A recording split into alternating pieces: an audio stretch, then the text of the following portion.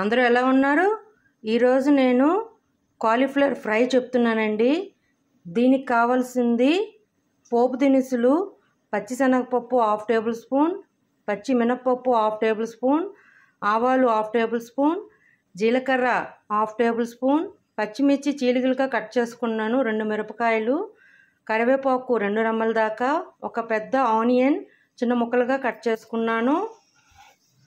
Cauliflower ఒక చిన్న medium size cauliflower తీసుకొని మరీ చిన్న ముక్కలుగా కాదు, కొంచెం చిన్న ముక్కలుగా కట్ చేసుకొని వాటర్లో వేసుకొని ఉప్పు పసుపు వేసి దీన్ని ఒక 10 మినిట్స్ బాయిల్ చేయనివ్వాలి. ఇది పౌడర్ కోసం అండి. కారం 1.5 టేబుల్ స్పూన్, నువ్వులు 1.5 టేబుల్ స్పూన్, ధనియాలు 1 టేబుల్ స్పూన్, వెల్లుల్లి రెబ్బలు 6 నుంచి 7, జీలకర్ర 1/2 టేబుల్ స్పూన్. మీకు నువ్వులు ఇష్టం లేకపోతే దీంట్లో కొబ్బరి యాడ్ చేసుకోవచ్చండి. ఇదంతా ఒక పౌడర్లాగా చేసుకొని పక్కన పెట్టేసుకుందాం. ఈలోగా ఈ కాలీఫ్లవర్ బాయిల్ అవుతుంది. పక్కన పెట్టేసుకుంటున్నాను. నువ్వులు పచ్చి నువ్వులేనండి, ఎందుకంటే మనం కాలీఫ్లవర్లో వేసి ఫ్రై చేస్తాం కాబట్టి ఆ ఫ్రై సరిపోతుంది, వేయించి పెట్టక్కర్లేదు. చూడండి, ఒక 10 to 15 మినిట్స్ నేను ఇలా కాలీఫ్లవర్ని బాయిల్ చేసుకున్నాను. ఇప్పుడు గ్యాస్ ఆఫ్ చేసేసి ఈ వాటర్ని అంతా డ్రైన్ చేసి కాలీఫ్లవర్ని సైడ్ పెట్టేసుకుందాం. ఇప్పుడు ఒక కడాయి తీసుకొని దాంట్లో 3 టేబుల్ స్పూన్ ఆయిల్ వేసుకొని మనం ఉడికించి పెట్టుకున్న కాలీఫ్లవర్ని దానిలో వేసేద్దాం. వేసేసి లైట్ గోల్డెన్ కలర్ వచ్చేదాకా ఫ్రై చేసుకొని మళ్ళీ దీన్ని పక్కన పెట్టేసుకోవాలి. ఇవి ఎక్కువగా కలపద్దు, ఎందుకంటే మనం ఆల్రెడీ ఉడికించుకున్నాం కాబట్టి ఇంకా చిన్న ముక్కలుగా అయిపోతుంది. సో ఎక్కువగా కలపొద్దు.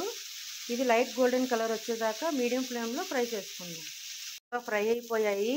ఇప్పుడు వేరే సర్వింగ్ ప్లేట్లోకి తీసుకొని మళ్ళీ ఇదే కడాయిలో తాలింపు వేసుకుందాం. ఇప్పుడు అదే కడాయిలో 2 to 3 టేబుల్ స్పూన్ ఆయిల్ వేసుకున్నాను. దీంట్లో పోపు దినుసులు, పచ్చిమిర్చి, కరివేపాకు, ఉల్లిపాయలు అన్నీ వేసి లైట్ గోల్డెన్ కలర్ వచ్చేదాకా వేయించుకుందాం. ఈ తాలింపు అంతా బాగా వేగిపోయింది. ఇప్పుడు దీంట్లో మనం ముందుగా ఫ్రై చేసి పెట్టుకున్న కాలీఫ్లవర్ ముక్కల్ని వేసేసి ఒక 10 మినిట్స్ ఫ్రై చేసుకుందాం మీడియం ఫ్లేమ్లో. ఇలా 10 మినిట్స్ దాకా మీడియం ఫ్లేమ్లో వేయించుకున్నాను. ఇప్పుడు నేను దీంట్లో ముందుగా గ్రైండ్ చేసుకున్న పౌడర్ని వేసేస్తున్నాను. వేసి ఉప్పు కూడా చూసుకొని వేసుకోండి, ఎందుకంటే కాలీఫ్లవర్ ఉడికించేటప్పుడు మనం సాల్ట్ యాడ్ చేసాం. సో చూసుకొని వేసుకొని శుభ్రంగా కళాయి పెట్టుకొని ఒక 5 మినిట్స్ ఉంచుకుందాం.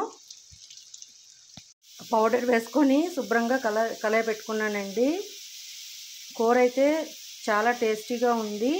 ఇది పప్పుచారుతో కానీ సాంబార్తో కానీ దోసకాయ పప్పు టమాటా పప్పుతో అయితే చాలా బాగుంటుందండి. నేనైతే దోసకాయ పప్పుతో సర్వ్ చేసుకుంటున్నాను.